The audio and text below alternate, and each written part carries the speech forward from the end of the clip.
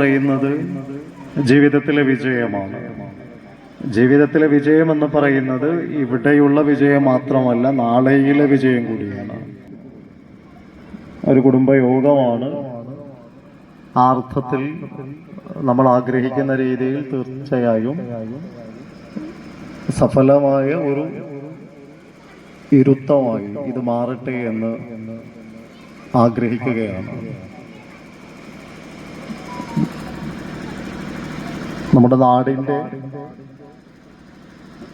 എല്ലാ അർത്ഥത്തിലുമുള്ള കാര്യങ്ങളെ ശരിയായ രീതിയിൽ വിലയിരുത്തുവാനും മനസ്സിലാക്കുവാനും ഒക്കെ നമുക്ക് സാധിക്കണം. പത്രം വായിച്ചിട്ടുണ്ടാകാം നിങ്ങളൊക്കെ, അല്ലെങ്കിൽ നിങ്ങളൊക്കെ സോഷ്യൽ മീഡിയ നോക്കുന്നവരാണ്, വാർത്തകൾ കാണുന്നവരാണ്.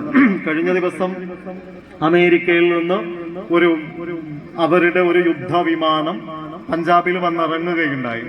41 മണിക്കൂർ ദീർഘയാത്ര നടത്തിയതിനു ശേഷമാണ് ആ വിമാനം ഇന്ത്യയിലേക്ക് വരുന്നത്. ഇവിടെ ഇരിക്കുന്ന പലരും വിമാനത്തിൽ, മിക്കവാറും എല്ലാവരും വിമാനത്തിൽ യാത്ര ചെയ്തവരാണ്.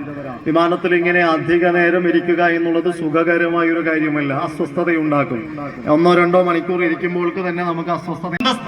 അപമാനിതനായി സ്വന്തം മണ്ണിൽ ചിരസ്സു കുനിച്ചിറങ്ങേണ്ട ഗതികേട് ഇന്ത്യക്കാർക്കുണ്ടാകുമ്പോ ഇന്ത്യ ഭരിച്ചുകൊണ്ടിരിക്കുന്നത് നരേന്ദ്രമോദി എന്ന് പറയുന്ന മനുഷ്യനാണ് എന്ന വ്യത്യാസമേ ഉള്ളൂ. അന്ന് ബ്രിട്ടീഷുകാർക്ക് പാദസേവ ചെയ്തവരുടെ പിൻഗാമി ഇന്ന് ഇന്ത്യ ഭരിക്കുന്ന ഒരു ഘട്ടത്തിൽ ഇന്ത്യക്കാരന്റെ അഭിമാനം ചോദ്യം ചെയ്യപ്പെടുന്നു എന്ന രാഷ്ട്രീയത്തെ കുറിച്ച് നിങ്ങളൊക്കെ കൃത്യമായിട്ട് 41 മണിക്കൂർ യാത്ര ചെയ്യേണ്ടി വന്ന പുതിയ കാലത്തെ ഇന്ത്യക്കാരനെ കുറിച്ച് നമ്മൾ ആലോചിക്കണം. ആ പുതിയ കാലത്തെ ഇന്ത്യക്കാരനെ കുറിച്ച് ആലോചിക്കുമ്പോൾ ആ ആലോചന പിറകിലേക്ക് കൂടി പോകും.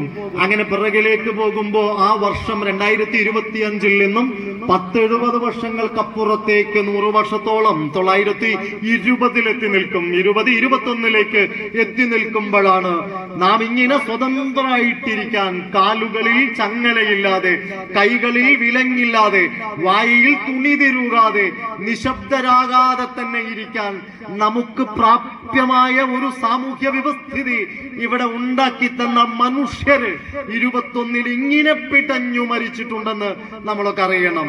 തിരൂരിൽ നിന്ന് കുറെ മനുഷ്യരെ ഇങ്ങനെ വാഗണിലേക്ക് കയറ്റിട്ടുണ്ട് ബ്രിട്ടീഷുകാര്.